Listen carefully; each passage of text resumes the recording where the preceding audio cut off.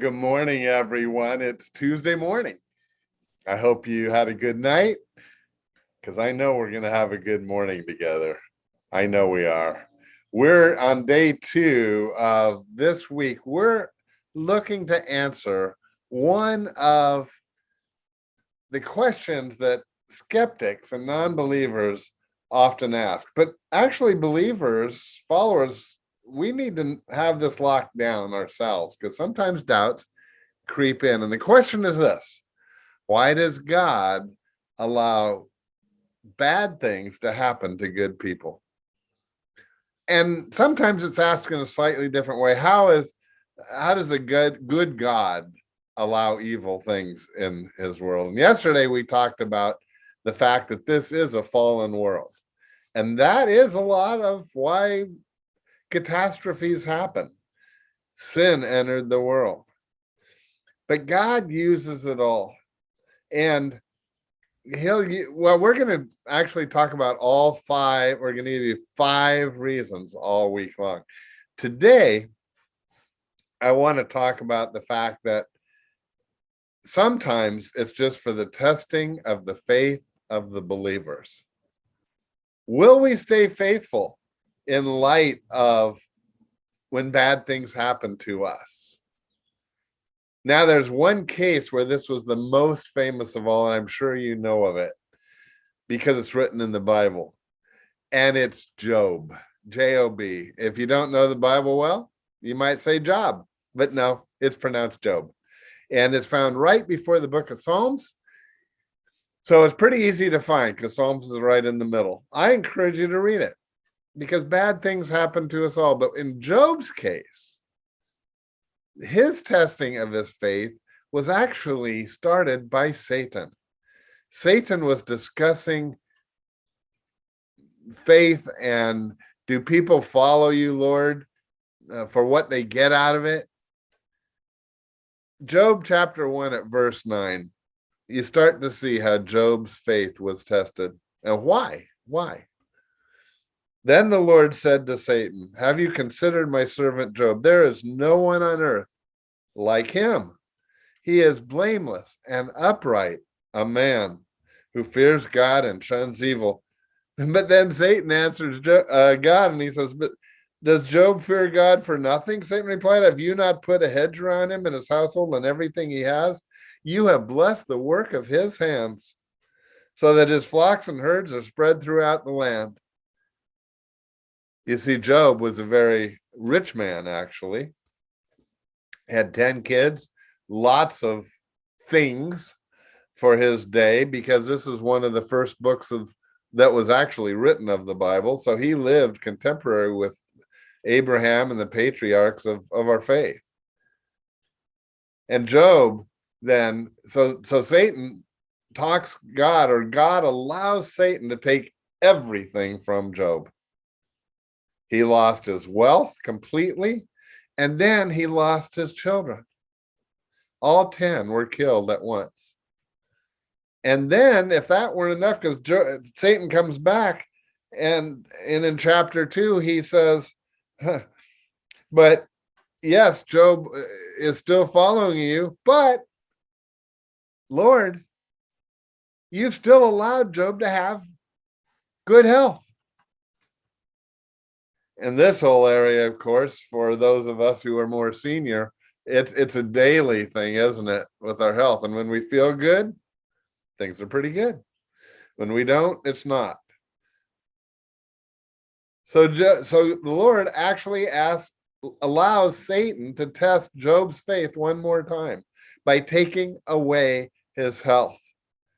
And if you read through chapter 2 of Job, he puts sores all over his body, painful sores from the bottom of his feet on up. That must have been terrible. So he lost his wealth, his family, and his health. Verse 10, shall we accept good from God and not trouble? Because you see, his wife had even turned on him. His wife had even decided this is too much. Any God who would allow that to happen is not a God she wanted to follow. And we've certainly known people that have said stuff like that. That indeed, some have said, if God would allow this to happen to me or to someone I love, then he can't be a good God and I don't want to follow him. But that's a misunderstanding, and it's very short-sighted. And I want, if you've ever heard that or you've even said that, you need to hear all 5 days, because there's more than one reason that these things happen to us, because God is good. We can start with that. He would not do anything that is not ultimately good for his children.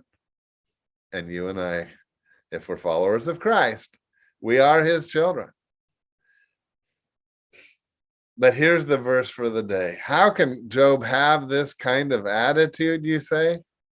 How can I have this kind of attitude? Well, he gives insight into where his focus is. In Job 19 at verse 25. And here's what he says. You see, he had some friends come and sit with him and they discuss all this. Why is all this happening? And then Job says in chapter 19 at verse 25, he says, I know, not I think, not because of wishful thinking. He says, I know that my Redeemer lives, and that in the end he will stand upon the earth. And after my skin has been destroyed, yet in my flesh I will see God. I myself will see him with my own eyes, I and not another. How my heart yearns within me. Let's make verse 25 our verse for the day. I know that my Redeemer lives, and that in the end he will stand upon the earth. Job did not know that his name is Jesus, but he knew that God was coming and that God would make things right on the earth. And that indeed, that Garden of Eden that was perfect, that we talked about yesterday, the earth will be restored, and that will be how we live for eternity. So you see the difference. He still had the bad things happening to him. He did. His family was still dead. Now, if you read through the book of Job, in the end, his family is restored and his riches are restored. But Job did not know that when he said this. Nevertheless, he says, I know my Redeemer lives. His focus was on the eternity and on heaven and the end. That's, you see, he, in every way, Job passed the testing of his faith. Why? He could do it because his eyes were on the Lord. His eyes were on the Lord. So I know challenging things do happen to people. They're happening to me. In some areas, life is very challenging. But why lose hope? Because you know what? Just like Job, I know my Redeemer lives. And I know his name is Jesus.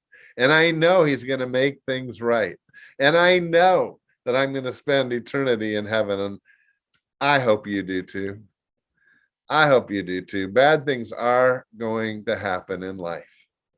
Just like it may not be Satan talking the Lord into allowing it to happen. It may just be life in a fallen world. But sometimes it happens just for the testing of our faith. Hey, well, I'll see you again tomorrow. We're going to get another important point that you need to know when bad things happen. See you then. God bless. Have a great day. Beautiful day.